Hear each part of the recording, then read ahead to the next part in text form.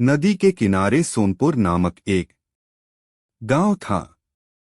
उस गांव में रामू नामक एक मछुआरा रहता था।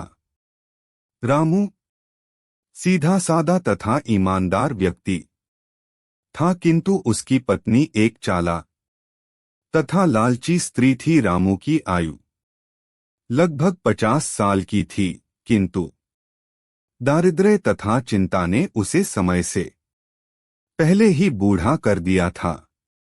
रामू सुबह मुंह अंधेरे उठकर जाल लेकर नदी की ओर निकल जाता और शाम ढले वापस आता। वह सारा दिन नदी में जाल डाले बैठा रहता। उसके पास शाम होने तक कुछ मछलियां इकट्ठी हो जाती, जिन्हें बेचकर वह अपनी गृहस्थी की गाड़ी खींचता रहता। किंतु रामू फिर भी प्रसन्न रहता और 2 वक्त की रूखी सूखी मिल जाने के लिए ईश्वर का धन्यवाद अदा करता। उसकी स्त्री लच्छो लालची प्रवृत्ति की होने के कारण रात दिन उसको ताने ही देती रहती थी और रामू चाहे जितनी मछलियां ले आए वह कभी प्रसन्न नहीं होती थी। एक दिन रामू को हल्का सा बुखार था, फिर भी वह 2 बार नदी पर हो, किंतु उसके हाथ एक भी मछली नहीं लगी थी, इसलिए आया था। उसकी स्त्री ने नाक में दम कर रखा था। रामू उसे समझाता रहा, परंतु वह मानने को तैयार नहीं थी और उससे फिर से नदी पर मछली पकड़ने जाने को कह रही थी। अंततः उसे फिर से नदी पर जाना पड़ा।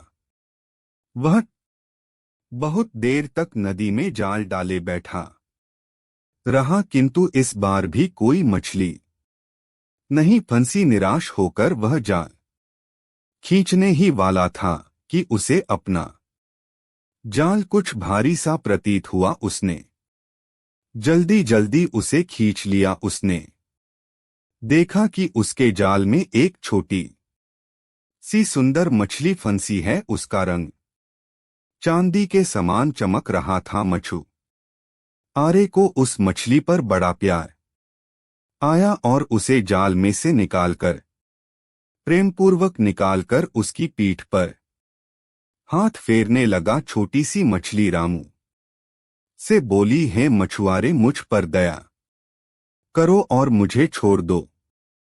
मैं इस नदी की रानी, अगर तुम मुझे छोड़ दोगे तो मैं तुम्हारी प्रत्येक इच्छा पूरी करूंगी। बूढ़े रामू को मछली पर दया आ गई। उसने उसे फिर से नदी में डाल दिया और चुपचाप अपनी खाली टोकरी लिए घर वापस लौट आया। लच्छो ने जब टोकरी को खाली देखा तो उसका गुस्सा 7वें आसमान पर पहुंच गया और वह बूढ़े पर चिल्लाने लगी। बूढ़े ने उसे धीरज बंधाते हुए सारी घटना कह सुनाई। लच्छो ने जब सारी बात सुनी तो वह अपने पति को कोसते है बोली, तुमने उस मछली से कुछ मांगा क्यों नहीं? जाओ अभी फौरन जाकर मछली से कुछ खाने पीने का सामान मांग कर ले आओ। बूढ़ा ना नुकर करने लगा तो वह खूब जोर से चिल्लाने लगी।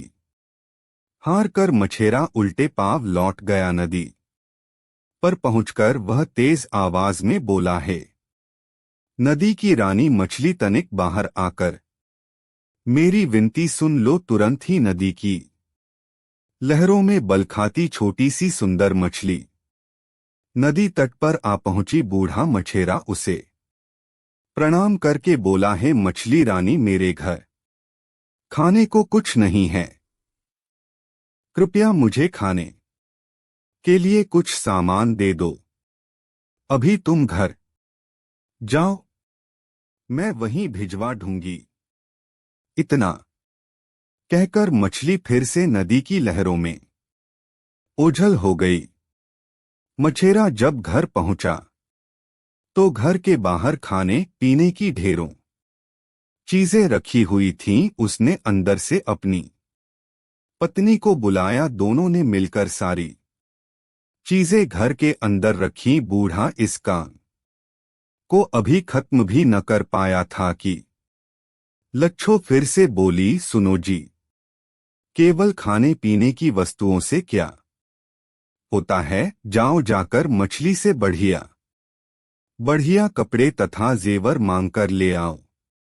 मछुआरा उसे समझाते हुए बोला, देखो, अभी अभी तो मैं इतनी सारी चीजें मांग कर लाया हूं। बार बार मांगना अच्छी बात नहीं है। बाकी चीजें कल जाकर मांग लूंगा। बूढ़ी ने उसकी एक न सुनी और वह चीखने चिल्लाने लगी। अंत में हार मानकर मछुआरे को जाना ही पड़ा। वह नदी किनारे पहुंचकर पुन बोला, हे सागर की रानी मछली, तनिक बाहर आओ। और मेरी विनती पहले की तरह मछली नदी किनारे आ गई। मछेरे ने झिझकते हुए फिर से अपनी पत्नी की इच्छा उसके सामने रखी। मछली बोली, उसकी इच्छा पूरी हो जाएगी। मछेरा जब अपने घर वापस लौटा तो उसने देखा कि उसकी बूढ़ी पत्नी सुंदर वस्त्राभूषण पहने सजी धजी बैठी हुई थी। बूढ़े को देखते ही